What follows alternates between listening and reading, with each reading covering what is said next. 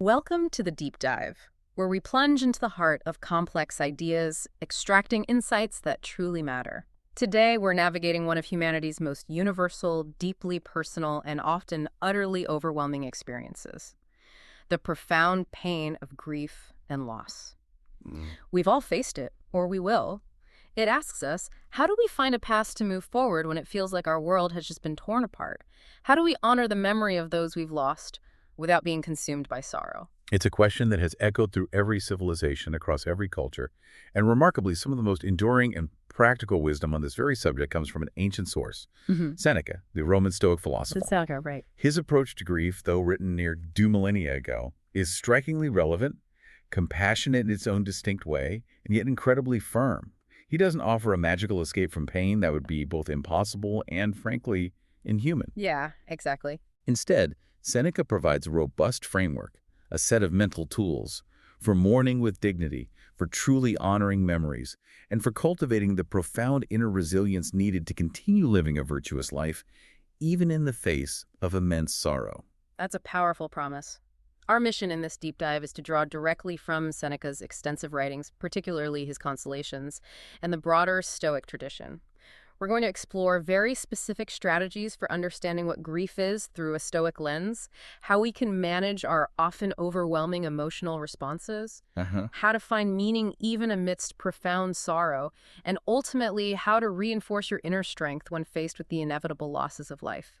This isn't about ignoring pain, it's about equipping you with the intellectual and emotional fortitude to truly engage with it on your terms, to keep your will intact. Exactly. It's about building what scholars sometimes refer to as an inner citadel, a stronghold of reason and virtue within yourself that can withstand the fiercest storms of fate, allowing you to not just survive, but to continue to live a life of purpose and integrity, no matter what external events unfold. Okay, let's unpack a common misconception about Stoicism right from the start. Hmm. The idea that it's all about becoming an unfeeling robot, a person completely devoid of emotion. Right, the Vulcan stereotype almost. Exactly. When it comes to something as powerful and deeply human as grief, that idea seems, well, frankly, inhuman. It sounds less like wisdom and more like a recipe for emotional suppression, which we know can be incredibly unhealthy in the long run. You've highlighted one of the biggest and most persistent misunderstandings about Stoicism, and it's absolutely crucial to correct it from the outset. The Stoic aim is categorically not to eliminate all feelings or to transform oneself into a block of stone, as some critics, even in their own time, accuse them of trying to do. Mm. As the modern philosopher William Irvine clearly articulates, the true Stoic goal is tranquility, which he defines as a psychological state in which we experience few negative emotions, such as anxiety, grief, and fear, but an abundance of positive emotions, especially joy. Joy. Interesting. Not just absence of bad stuff. Precisely. And he's very quick to clarify that this isn't the kind of tranquility that might be brought on by the ingestion of a tranquilizer.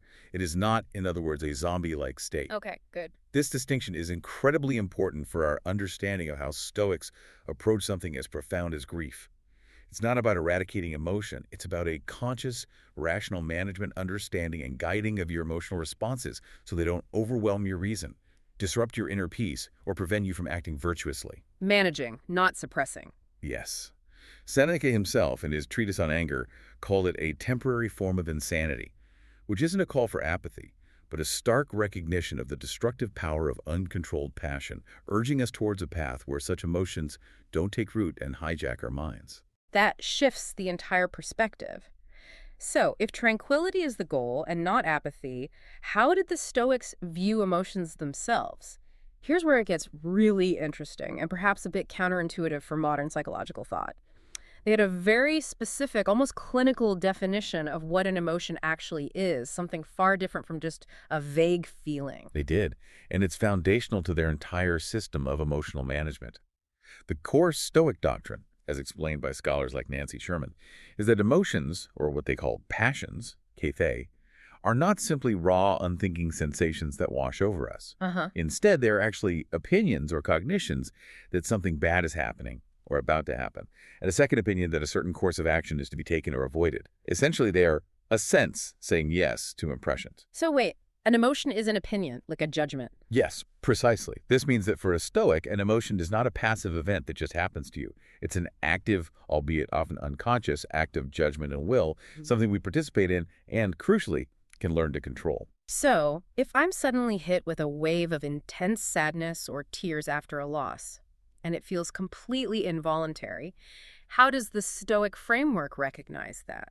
Is that initial pang of sadness, that rush of fear, or even a sudden burst of tears automatically a full-blown passion in the Stoic sense? Ah, great question. They made a pretty crucial distinction here, didn't they? Yeah, seems like they must have. Absolutely. This is precisely where Seneca introduces his crucial distinction between first movements, propathae, and full-blown assented to emotions. These first movements are the initial involuntary physiological responses of the body and mind. Okay, like flinching. Exactly. Think of it. You flinch at a loud, unexpected noise. You might experience a momentary feeling of fear when a car swerves towards you, even if you quickly regain control. Or, upon hearing devastating news, an automatic tear might roll down your cheek or your stomach might clench. Right, those gut reactions. Yes. These, as John Sellers notes, are natural reactions and physiological responses of the body. They're not considered emotions proper or passions because they occur before your reason has had a chance to fully process, judge, and assent to the impression. Before you say yes to it, essentially. Correct. For example, a person might momentarily contemplate vengeance after being wronged and feel a surge of anger, but if they remain in control, if they don't assent to the judgment that vengeance is good or necessary, then Seneca argues they are not truly angry in the Stoic sense. Hmm. Similarly, experiencing a momentary scare but then quickly remaining firm and rational isn't the emotion of fear itself. For these first movements to escalate into full-blown emotions proper, the mind must judge that something truly terrible has happened, that it threatens your core well-being, and then assent to that judgment, effectively saying, yes, this is truly bad and something I must be distressed by. So it's a two-step process almost, the initial hit, then the agreement. You could see it that way. Epictetus profoundly emphasizes this point by stating, it is not enough to be hit or insulted to be harmed. You must believe that you are being harmed. If someone succeeds in provoking you, realize that your mind is complicit in the provocation. This applies equally to grief.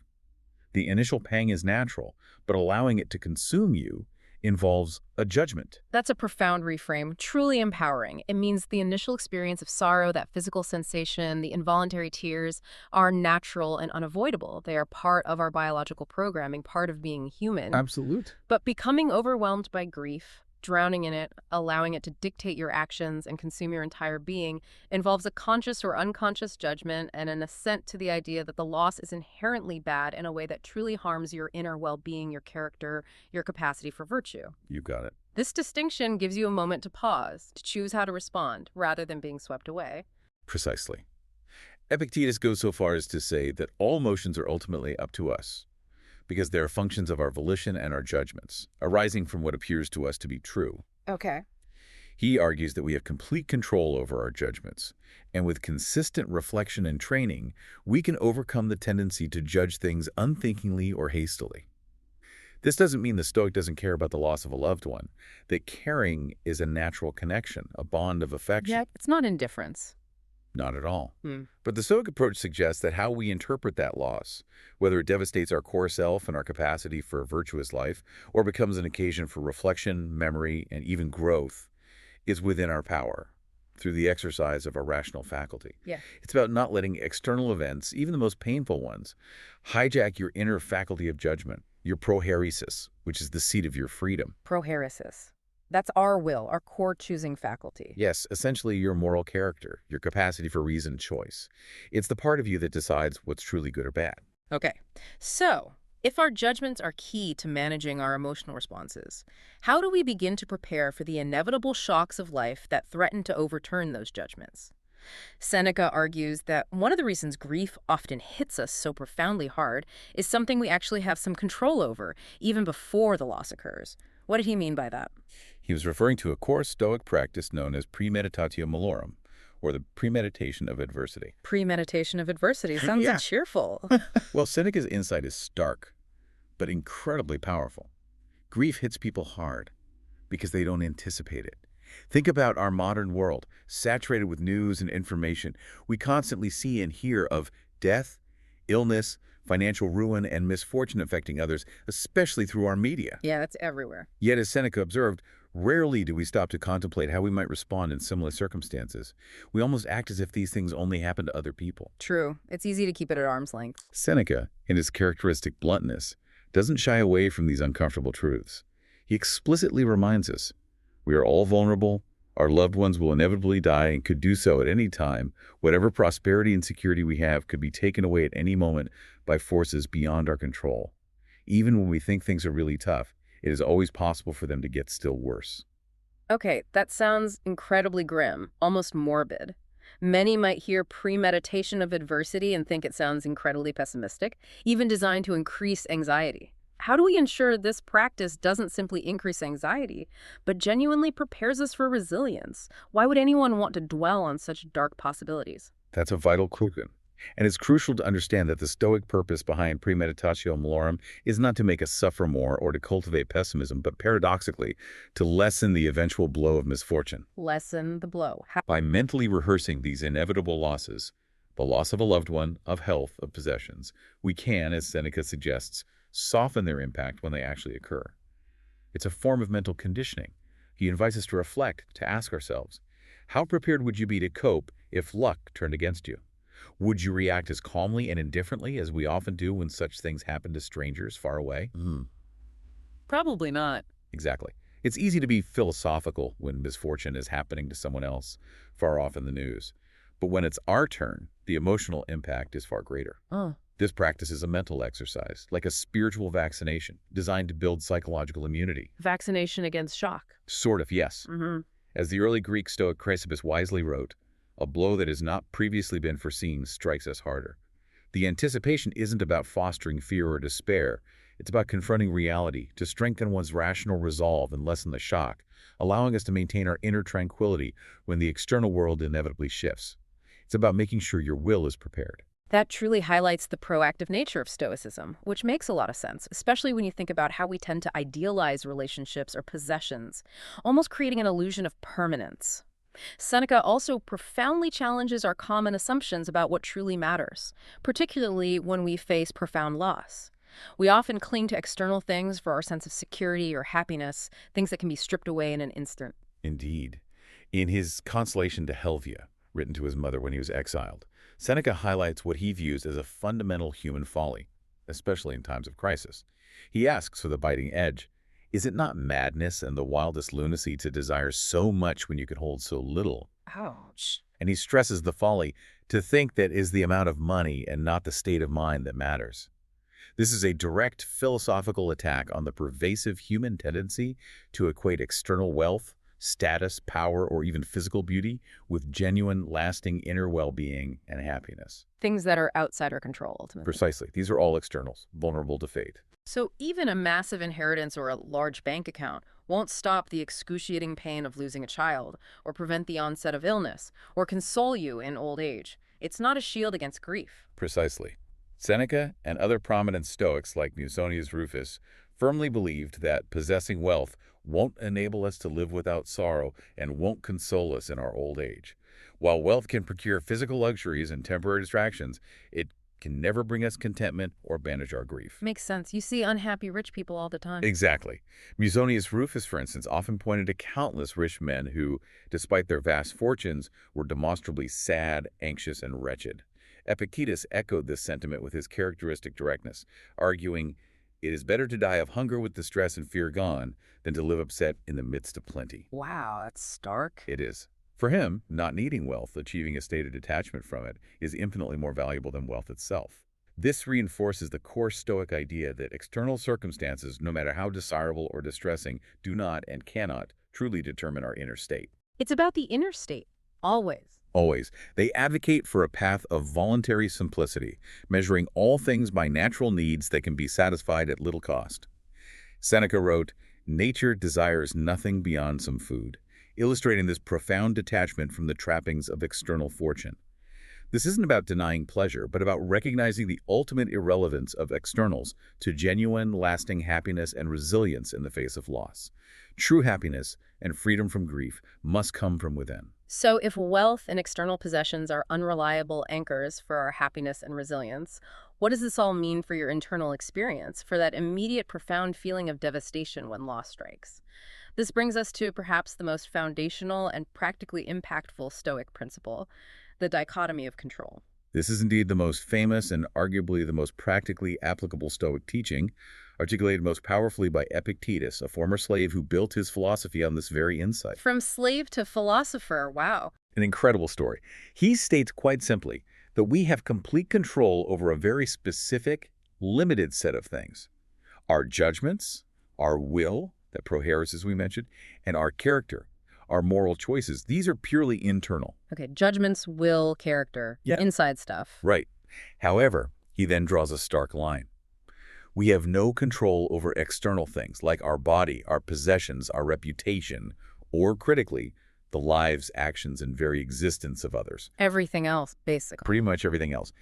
If you unwisely make your happiness dependent on any of these external things, Epictetus warns, it will be extremely vulnerable to forces out of your control. So if your happiness is tied to a romantic relationship, or a specific career ambition, or even a certain physical appearance, you've essentially given away your peace of mind and your freedom to things that are ultimately beyond your grasp and can be taken away at any moment.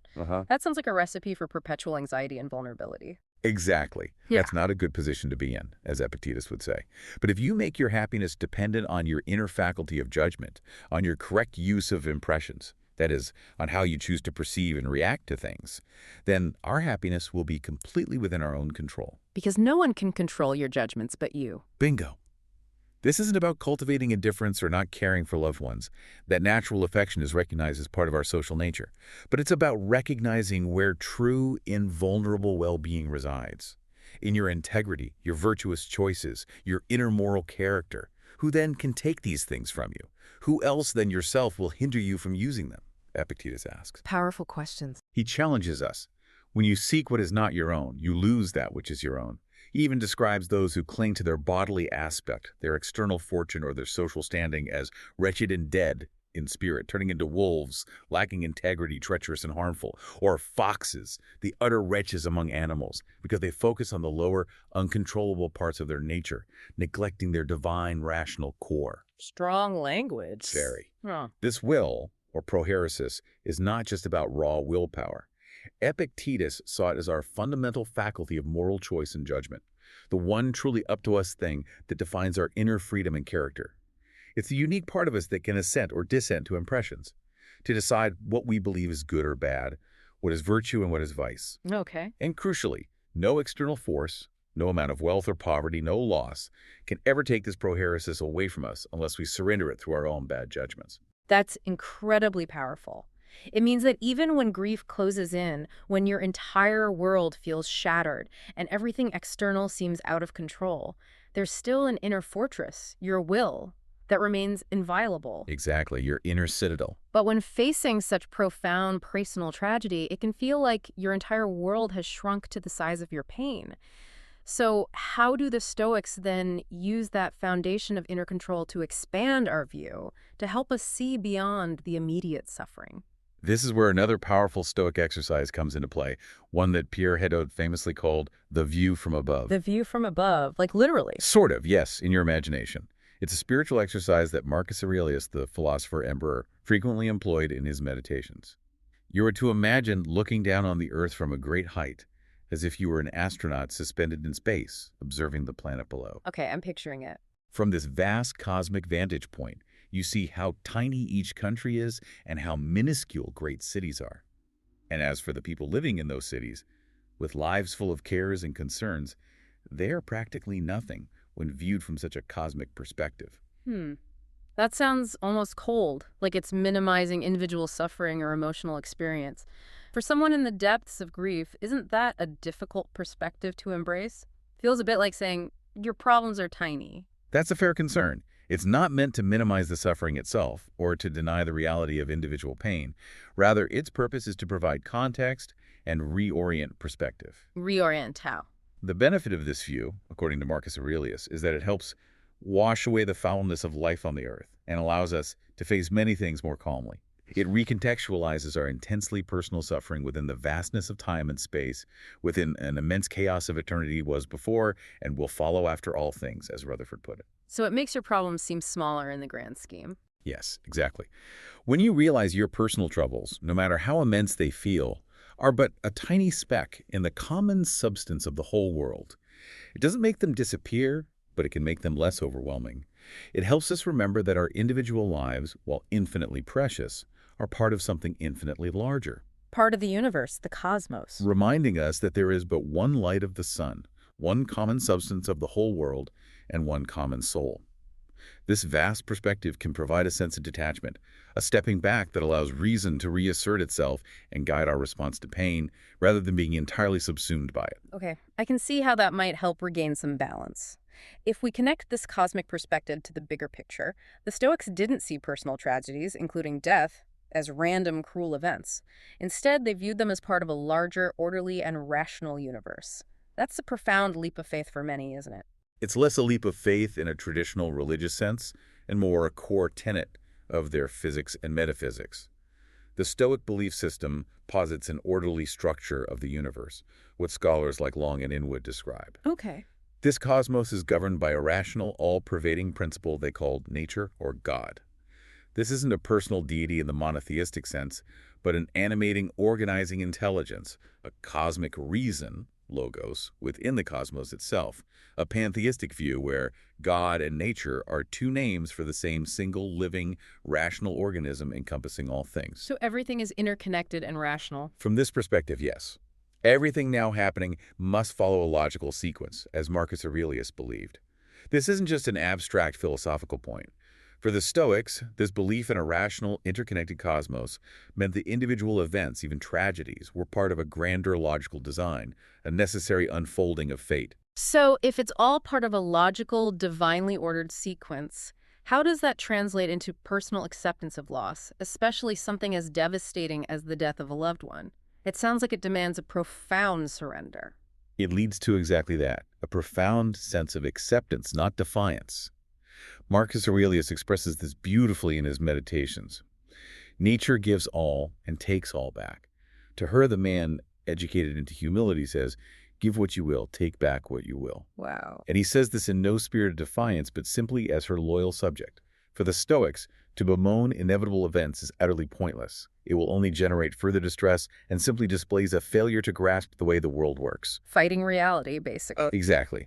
Death, in this view, isn't a fearsome end, but a natural dissolution, a return to the primal elements of the cosmos.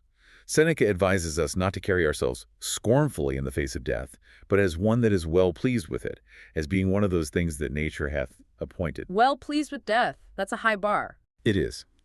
Epictetus echoes this with stark clarity, stating that death is simply time for the matter of the body, to be resolved into the things out of which it was composed. He asks rhetorically, what new thing or wondrous is going to happen? The core message is, the universe operates according to its own rational laws. To fight against them is to fight against reality itself, a battle you cannot win, and which will only amplify your suffering.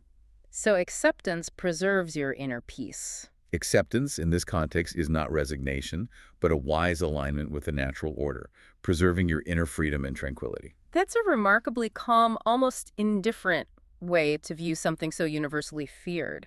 But beyond acceptance, beyond simply enduring, did the Stoics see any benefit or opportunity in adversity, in these profound losses that life throws our way? They absolutely did, seeing it not just as something to be endured, but something to be welcomed as an opportunity for growth. Seneca, in particular, suggests we ought to welcome them as things that can benefit us. Welcome adversity, really. Yes. Adversity is seen as a training exercise. Askesis, much like a wrestler benefits from facing tough opponents. It's only through challenging matches that a wrestler gets to prove and improve their skill. Okay, the wrestler analogy helps. Similarly, in life, adversity, including grief and loss, allows us to display our virtues, and it trains them so that we can improve.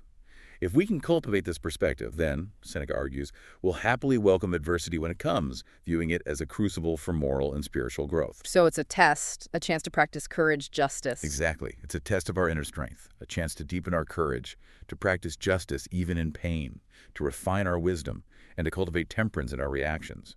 This reframing transforms external hardship into an internal opportunity to reinforce our virtuous character and exercise our most precious possession, our rational will. This raises an important question that I think many listeners might be asking. If everything is transient, if all we cherish will inevitably pass, and death is certain, what's the point of living or even enjoying life? Why bother investing deeply when it can all be taken away in an instant? It's a completely natural and profound question, but the Stoics have a powerful and surprisingly life-affirming answer. Epictetus's goal, while certainly aimed at reducing anxiety about death and soothing grief, is equally focused on helping us appreciate the life that we have right now. Appreciate it because it's temporary. Precisely. His message is incredibly clear and direct. Your life does not belong to you. It could be taken away at any moment, so enjoy it while it lasts. This isn't a call for hedonism or reckless living, but for a mindful, deeply appreciative engagement with the present moment and the connections you have, knowing their fragility. It's about savoring life because of its impermanence, not in spite of it. And Seneca strongly criticized those who postponed their lives, who deferred joy or meaningful action until some uncertain future, didn't he? He was indeed incredibly critical, almost scathing, of this common human tendency. Seneca often mocked those who postponed their plans, their dreams, their very lives until an uncertain future, like retirement. Ah, yes, the I'll do it when I retire trap. Exactly. He asks pointedly in his letters, do you really know you'll make it to then? If you do, are you sure you'll be in good enough health to do whatever it is that you've been postponing for so long?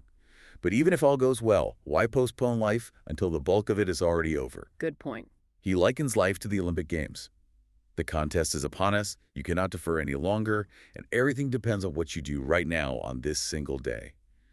The Stoics believe that by acknowledging the brevity and uncertainty of life, by truly internalizing the impermanence of all things, we are spurred not to despair, but to live more fully, more virtuously, and more mindfully now. Live urgently in a way. In a considered virtuous way, yes. Rather than deferring our happiness and our duties to a hypothetical future that may never arrive, it's an urgent call to live presently. Sometimes when we're lost in the depths of grief, we feel profoundly alone, as if no one else could possibly understand the unique pain we're experiencing. The Stoics, however, remind us of a powerful connection that can offer solace, a sense of duty, and a broader perspective beyond our immediate sorrow. This is where the profound Stoic concept of the cosmopolis comes, and the idea that we are not just citizens of our particular city or nation, but fundamentally citizens of the entire world. We are members of a worldwide, interconnected community of human beings. Citizens of the world. Yes. Seneca articulates this by saying we belong to two commonwealths. The one, a vast and truly common state, which embraces alike gods and men.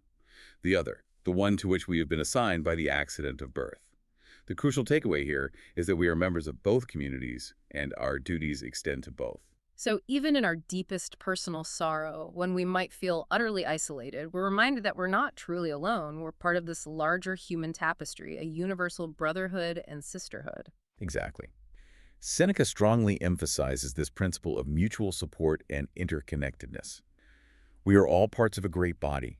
Our companionship is like a stone arch, which would collapse if the stones did not mutually support one another. The stone arch, I like that image. It's powerful, isn't it? Hmm. This concept encourages us to find strength, solace, and a sense of duty within a larger human tapestry, extending our care and concern beyond our immediate personal losses and towards the well-being of the wider human community. It fights isolation. It fundamentally challenges the idea that Stoics were indifferent to other people, instead showing a profound commitment to sociability and equality, recognizing all humans as equal in their shared rationality and vulnerability. Even when grief feels all-consuming, remembering our place in this broader human community, our duties within it, and the inherent support system can provide a different kind of strength. A sense that we are bound together, capable of giving and receiving support, and that our individual virtue contributes to the whole. This connection to the cosmopolis helps us understand that even our deepest personal losses are part of the larger human experience. Okay. This brings us to a more challenging and often misunderstood aspect of Stoic thought, especially in situations of unbearable suffering. The question of one's own life, particularly when external circumstances become truly dire. This is a sensitive area. This is indeed a radical and highly sensitive topic, one that requires careful contextualization, especially for a modern audience. Seneca addressed it directly in his Letter 70 to Lucilius. He argued that it is wrong to assert that one should never take violent measures against one's own life, because doing so, from his perspective, blocks the road to freedom. Blocks the road to freedom. Seneca firmly believed that, of all the things the eternal law has done for us, this is the best. We have one way into life, but many ways out. He stated that life does not hold anyone by force, and that the human condition is well situated in that no one is miserable except by his own fault. If it suits you, live. If not, you are allowed to return to where you came from. That's a powerful and stark assertion, deeply unsettling to many modern sensibilities. How is this to be understood within the broader Stoic philosophy, and how does it relate to our contemporary understanding of mental health and the sanctity of life? It's crucial we differentiate this carefully. It's absolutely crucial to contextualize this within Stoic philosophy, as it's profoundly different from modern discussions of suicide, which rightly focus on mental health support and interventions for those in despair. Right, this isn't about despair in the modern sense. No. For the Stoics, the wise person would only consider well-reasoned suicide if facing circumstances that genuinely made a virtuous and rational life impossible. This might include unduly severe pain or mutilation or incurable illness that stripped one of the capacity for reason, or if continuing life meant compromising one's core virtues and living a life utterly devoid of integrity. So only in the most extreme cases where living virtuously was impossible. Exactly. Diogenes Laertius and Seneca himself discussed these scenarios. This was not an act of despair, impulsivity, or a reaction to fleeting emotional distress. Instead, it was conceptualized as a carefully considered rational decision to preserve one's prohairesis, one's rational will and virtue, when all external circumstances truly made a virtuous life impossible. Preserving the will, even through ending life. Yes. Seneca states, "It is wrong to steal the means of living, but very fine to steal the means of dying." This wasn't about escaping suffering, per se, but about maintaining one's inner freedom and rational faculty, one's ethical integrity, even to the very end, rather than being forced to live a life entirely bereft of virtue and reason. It reflects an ultimate commitment to inner integrity above all external conditions, which is a stark, almost unimaginable ethical calculus for many today. Understood. It's a very specific philosophical argument, not a general endorsement. Okay, to provide a powerful parallel from a different tradition, one that might resonate more with contemporary thought on meaning and suffering, let's briefly turn to Viktor Frankl, who explored meaning in life under the most extreme conditions imaginable. Viktor Frankl, yes. A psychiatrist and Holocaust survivor, he offers an incredibly poignant and influential perspective that, while distinct, shares striking resonances with Stoic thought. His horrifying experiences in concentration camps, where he recognized a predictable sequence of stages that a prisoner went through in adjusting to the extremities of camp life, profoundly shaped his work. His book, Man's Search for Meaning, is incredible. It truly is. His observations highlighted just how important meaning can be for human survival, even in the most horrific and dehumanizing circumstances. Frankl famously recounted how those who found a future purpose, a reason to live, were far more likely to survive, even when all external hope was gone. His logotherapy is built on the premise that struggles are inevitable and encourages engaging the spiritual and meaning components of life to navigate them. So there's a clear resonance with the Stoic idea of focusing on what's within your control, your judgment, your will, your character, even in the face of unimaginable external suffering. Both seem to emphasize an internal locus of control, a search for meaning. Absolutely. Both Stoicism and logotherapy provide robust frameworks for finding some form of a good life under adversity, and to be able to handle sudden, massive changes in our circumstances. They achieve this by urging us to focus on our will, our inner capacity for choice and judgment, and our active engagement and activity in seeking meaning, even when that meaning is less clear or harder to discern. Finding meaning even when it's not obvious. Yes. Frankl vehemently rejected reductionism, arguing that people are nothing but psychodynamics or conditioned responses, but rather beings who long for meaning, even more than pleasure or power. He believed that recognizing our unique meaning and responsibility, even in suffering, gives us the strength to overcome. That connection between meaning and resilience is powerful. It really is. This convergence of ancient wisdom and modern psychological insight underscores the enduring power of focusing on inner resources, the human will, and the search for purpose when confronted with profound loss and suffering. It's about finding freedom and dignity in your chosen response, no matter the external chains. Wow. This deep dive into Seneca and the Stoic approach to grief and loss has truly unpacked the layers of this ancient philosophy. It is far from the simplistic, unfeeling philosophy many imagine. Instead, it offers a remarkably nuanced and powerful framework. Indeed, Seneca and the Stoics provide a robust, deeply considered framework for navigating grief and loss, moving us beyond simple, reactive emotional responses to a place of considered judgment, in resilience, and active meaning-making. It's not about not feeling, but about how you engage with those feelings. Precisely. It's about accepting the inevitable as part of the natural order, focusing rigorously on what is truly in your power, your will, your judgment, your character, and living virtuously despite or even through suffering. It's about honoring the memory of those lost by living well yourself. So you've explored the crucial distinction between involuntary first movements, those natural physiological reactions to shock and sorrow, and the full-blown assented to emotions that can truly overwhelm us, and crucially, how you have a choice in that ascent. That moment of choice. You've seen the proactive power of anticipating loss, not to be morbid, but to soften the eventual blow and build inner fortitude. We've journeyed through the liberating perspective of the cosmos, contextualizing personal pain within an immense orderly universe. Ultimately, this entire approach hinges on the ultimate freedom of your will in shaping your response to adversity.